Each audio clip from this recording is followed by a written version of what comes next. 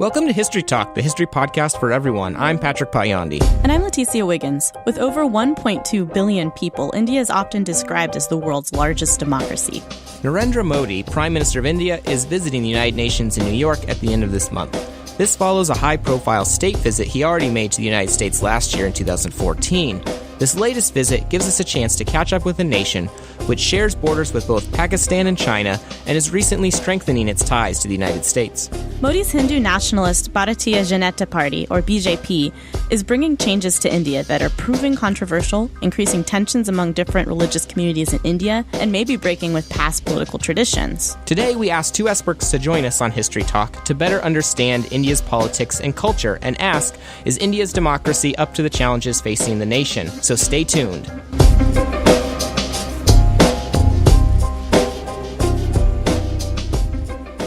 Hello, I'm Wendy Singer. I'm a professor of Indian history, and I study modern India. I teach at Kenyon College. Hi, I'm Mytheli Sreenivas, and I'm a professor of history and women's gender sexuality studies at Ohio State, and I teach on modern South Asia. Wonderful. Thank you both for joining us today. We really appreciate it. So we'd like to start off with talking a little bit about India as the world's largest democracy. Does Prime Minister Modi and his BJP represent a genuine change of direction in Indian politics and the nature of its democracy? Or is there a more fundamental continuity underneath all the noise? Well, I think there is both, of course. India is an old democracy, 69 years, and in that time, there have been a number of governments. And in fact, the BJP has had power before. So that's not new. And a government is in power for 5 years unless there's a reason for power to change. So this is just part of the normal process of Indian democracy. Yeah, I mean, I think that is the key continuity, right? And the BJP, as Wendy mentioned before, has been in power. So I think that's not the new thing. I think the new things are the fact that this party, and Narendra Modi in particular, have raised questions or have challenged existing traditions around Indian secularism. So I think the Indian polity has debated a lot about what secularism means and what a democracy looks like in a society that's multi-ethnic and very pluralistic and very diverse. The BJP and Modi in particular have been pretty outspoken in claims around kind of privileging certain ideas about Hindu identity as being important to the political space within India, right, to Indian politics. And I do think that is something new and different that we're seeing. And we've seen it before in the previous time that the BJP was in power, in the late 90s and early 2000s. But I think we're seeing those questions in a heightened form again right now. Are there certain policies there that are attracting voters to his party and to Modi in particular? And are any of those really fundamentally different from kind of issues that maybe faced India in kind of earlier decades? It's important to remember that although the BJP is the ruling party and did win the last election, the party only got about 31% of the popular vote. So that's more than the BJP has gotten ever before, and it was also more than any other single party. So that matters. On the other hand, it's a bit of a stretch to say that the entire Indian electorate, which is huge and had a very high turnout in the last election, if we look historically since 1947, the Congress Party was the dominant party in Indian politics for a very long time, but that has been challenged by lots of other parties, regional parties, and then the BJP at the national level. What we're seeing is a kind of a continuity of that. I mean, there's people voting for lots of different parties, some of which ally with the BJP, but still which puts the BJP at only 31%. Because we're talking about, just kind of to lay out a little bit of the groundwork, we're talking about a parliamentary system where kind of different regions are going for different parties, correct? Right. And in addition to that, when a person goes to the polls to vote, some of them might go to the polls and think, I'm voting for Narendra Modi and his party. Other people are voting for their local representative.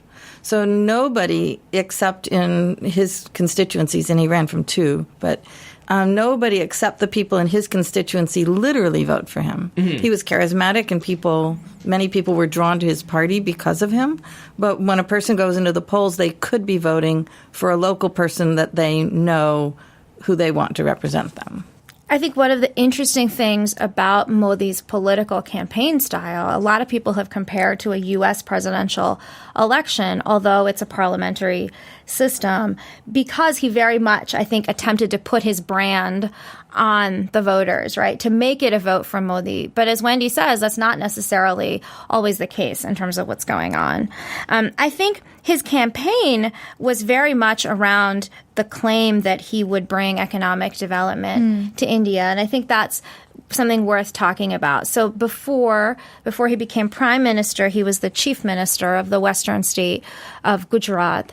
And there was a lot of debate about his claim was to bring the kind of development that was in Gujarat to all of India. And if you talk to especially those who voted for Modi, or for his party, you do hear a lot about development, that's what Modi is supposed to bring. People's perception of what that development meant for Gujarat are also different. So some people saw that income levels rose in Gujarat, and they were attracted to that. Other people looked at what was going on in Gujarat and were concerned about the ways in which industry and labor were treated in Gujarat. So even that model, people responded to differently. And an Indian electorate is very interested in politics, spends a lot of time thinking about politics, and so sees these things in quite nuanced ways. India has one of the largest Muslim populations in the world. This is behind perhaps only Indonesia and Pakistan. And this is to say nothing that there are other numerous religions across the subcontinent. And we're just wondering how the BJP's religious alignment compares with earlier periods in India's history, to go back to this history, and its status as a democracy as well, and how this kind of influences. Well, I think that so India is officially, according to its constitution, a secular democracy. But what secular means has been something that politicians, but also ordinary people, have debated a lot. And there were many questions prior to the rise of the BJP through the 1960s and 70s and 80s about the rights of religious minority populations within India. Sometimes that led to violence. Sometimes it led to other kinds of political unrest. So this is an ongoing question for India. It's not a new question, I think, with the rise of the BJP. I think one of the things that's specific about the BJP as a party is it's linked to this group of civil society organizations. They call themselves a family of organizations that's headed up by an organization called the RSS. So not to give you too many little acronyms here, but an organization like the RSS, of which Modi was a member, has stated pretty clearly that it sort of disagrees with existing notions of Indian secularism, to argue that India is essentially a Hindu place. And, I would argue that to make that claim means erasing a lot of the history of plurality and diversity in the present and in the historical past. I think one of the other things that's going on in India around the questions of, what's different about Modi is this, or the BJP, is this real attempt to kind of rewrite Indian history to erase plurality. So as a historian, this is something that bothers me immensely in India. And that's what a lot of scholars and intellectuals right now in India and ordinary folks are debating about, right? What does it mean to be a plural society? Is India truly a Hindu society in the way that the RSS, for example, has argued? Is there usually a religious affiliation with other parties in the opposing ones, the ones that oppose the BJP? Is that kind of a common thing to have a platform that also includes some sort of religion?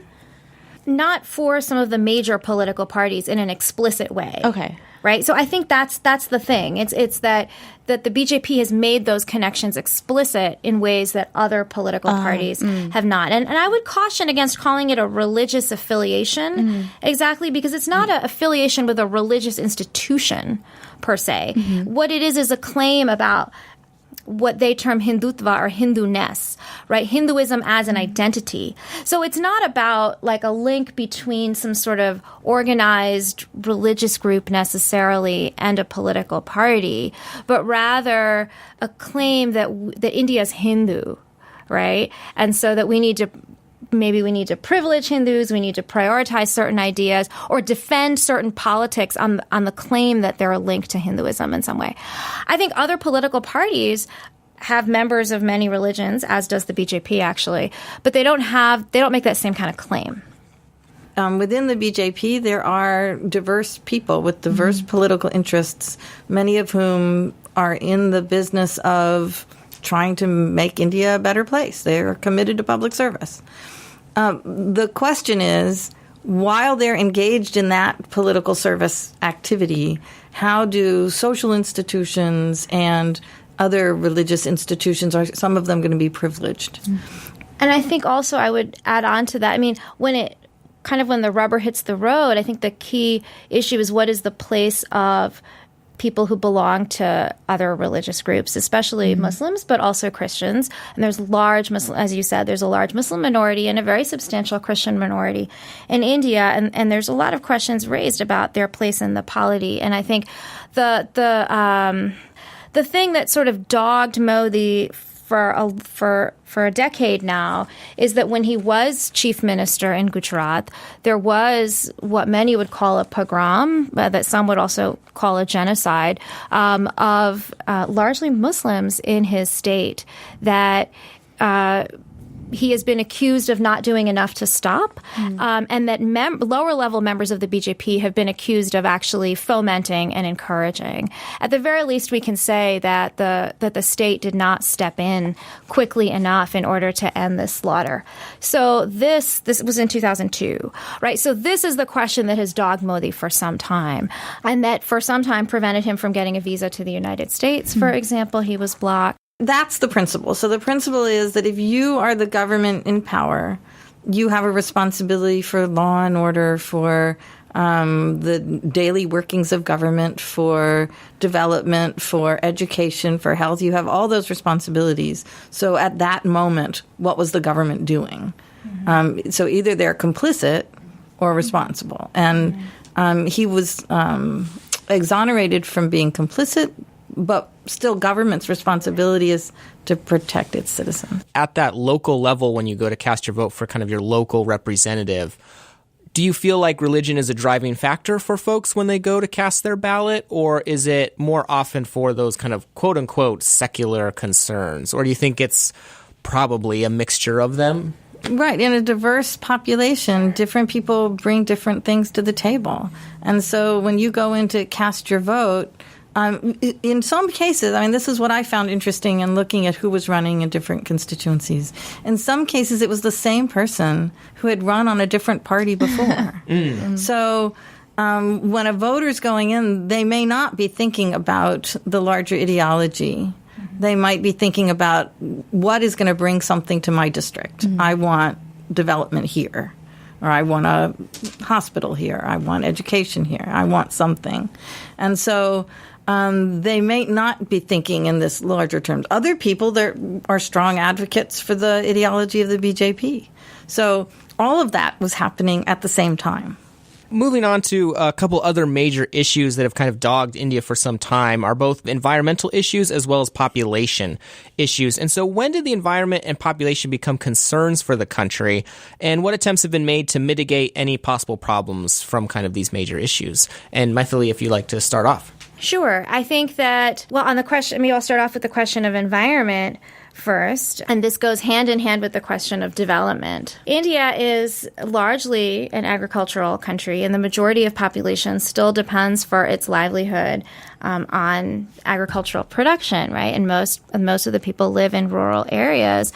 I think one of the key questions that's been coming up in India right now is about the relationship between those folks who live on the land and a growing interest on the part of private corporations as well as the state in using that land in different ways, either for mining resources, also for building new industrial centers. And this has been a flashpoint in Indian politics with the BJP, but also with other political parties, right? Who has the rights to this land, and what are the environmental costs of some of these new development projects, for example, around mining.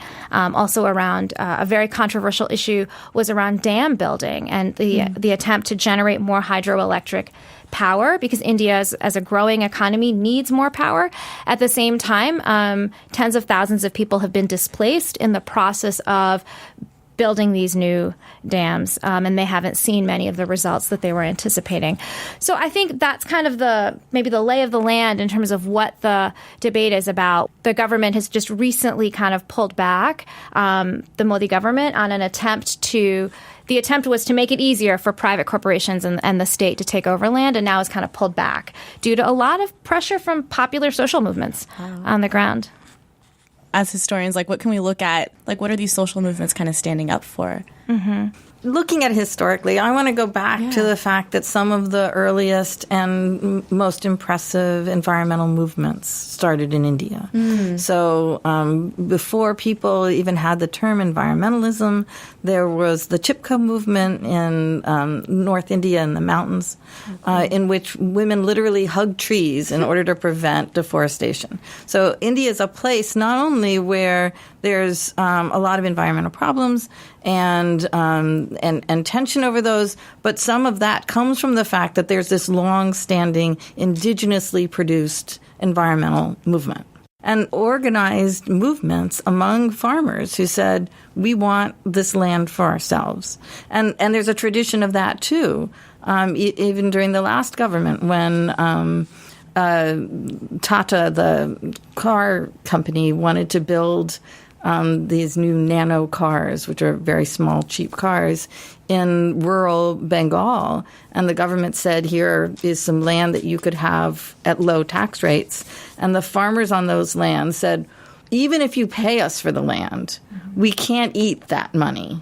We want to grow food that we feel is more reliable. And ultimately, they prevailed. Now, of course, the plant moved to Gujarat.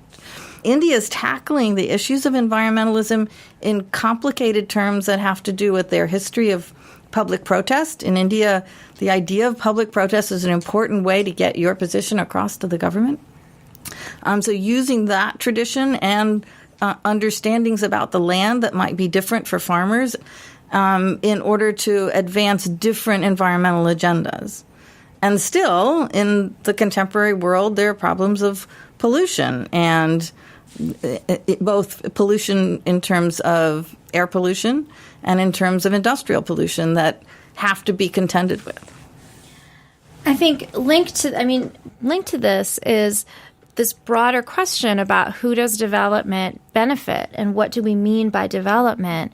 And we can look to India really for one of the most robust debates globally on what that actually means, because there has been a growth in Indian GDP. There is this growing middle class that we keep hearing about. That growth was stronger before, has been a little bit less now in the last couple of years, but is nevertheless, there's this image of India as this thriving global economy, and there's a lot of people who have gained wealth from this process. But there's a lot of folks who have also seen losses, and in the worst cases, seen the loss of their land and therefore their livelihoods, who have pushed back with these really massive social movements to make a claim about a different kind of development. So we can, in a way, I often argue to my students, right, if we really want to look at what is the global debate about development right now, India is one of the places that's trying to answer that question, to have economic growth in a way that's sustainable and that's just for all of the people who live on the land. And as some of those folks who are either pushed off or perhaps choose to leave the land and kind of make their way to urban centers, what do they find in some of those places? Are they finding some opportunity there, or are they not finding the type of opportunity that maybe they're looking for? Unemployment is really high. I think that's true. And it's difficult for rural dwellers to move into cities and find find well-paying jobs, in short. So I'm sure some people do, and their cities are growing and more people are moving to them. That's certainly true.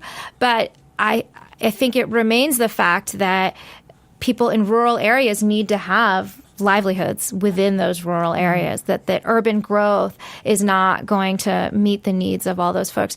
So there was a program that started about 10 years ago, just over 10 years ago, that attempted to address some of the so-called National Rural Employment Guarantee Act, which provided everyone who wanted to in a rural area with 100 days of work paid at minimum wage, paid for by the state, which was a very huge shift in Indian policy, right? Which went from the state saying, we're going to provide you with benefits, right, or handouts, to saying everyone has the right to work and the right to be paid for that work. So that's been a really important development in a lot of rural areas. And like folks that I've worked with and interviewed have talked about doing this so-called 100 days work. Now, that program has had problems. It's been underfunded. Some states have been better at it than others. But that's been one really important attempt to say we need to create livelihoods where people are and not expect that urban growth is going to somehow solve that problem. That, too, has been the subject of debate. If we're thinking about what's going on in Indian politics today, Narendra Modi made some very widely publicized claims about how this program was not useful and that he wanted to cut it back. But again, there's been a lot of pushback from social movements. And more recently, the government allocated a fairly decent budget for this program. So again, this is another place of that debate.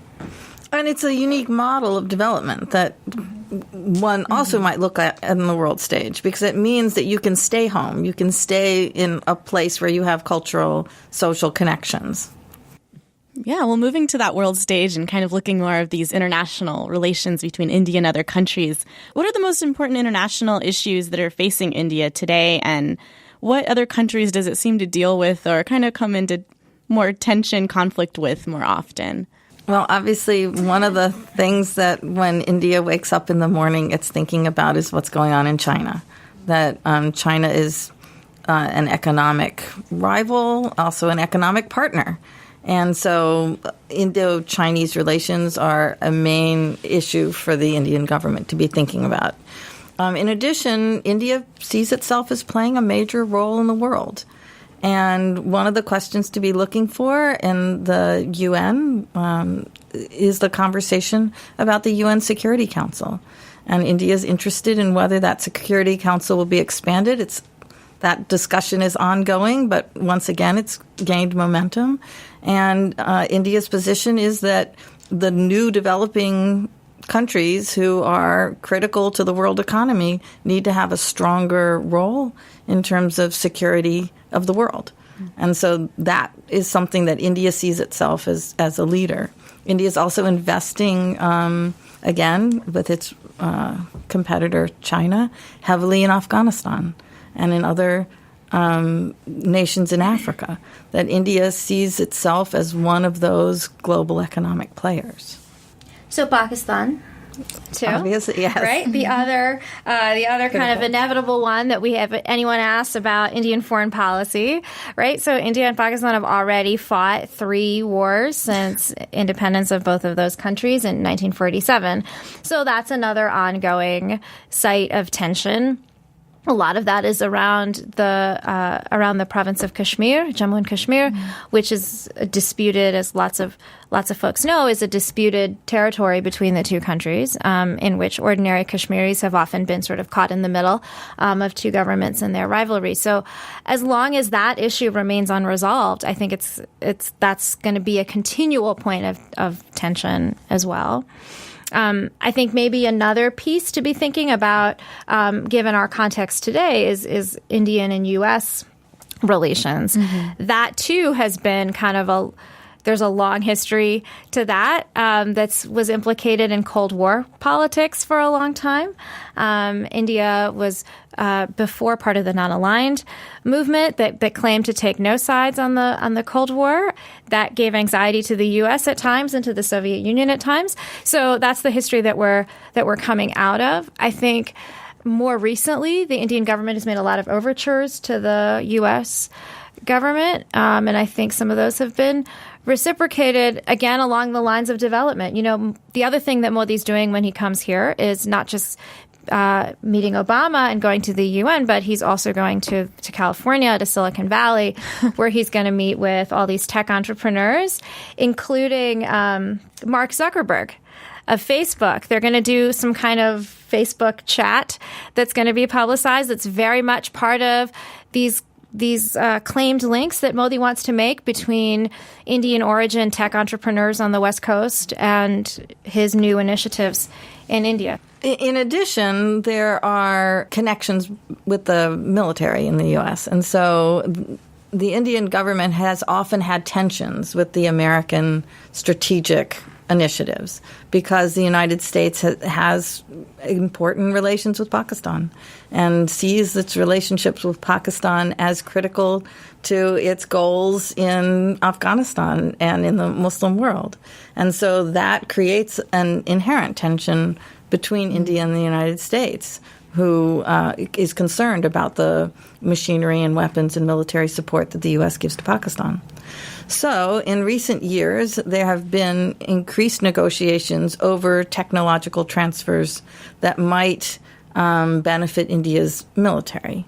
And is the U.S. trying to kind of strengthen relations with India in part because of kind of China's global ambitions? I think so. I mean, possibly. I think there's also the fact that India appears like a huge market to a lot of U.S. business. Right, and it goes up and down. The Indo-U.S. relationship is sometimes closer than others, and I see it as phases. I'm not totally convinced that there'll be a new increased warmth between the two countries. That it may just be a momentary relationship. All right, we're going to leave it there. I'd like to thank both our experts for joining us today on History Talk, Wendy Singer from Kenyon and Mytheli Sreenivas from OSU. Thank you for joining us today. Thank you so much. Thanks.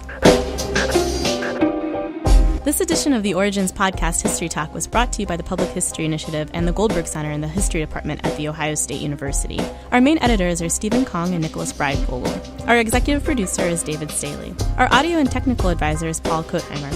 Our audio producers and hosts are Patrick Potyondy and Leticia Wiggins. Song and band information can be found on our website. You can find our podcasts and more at our website, origins.osu.edu, on iTunes and on SoundCloud. And as always, you can find us on Twitter, Facebook, and Tumblr. Thank you for listening.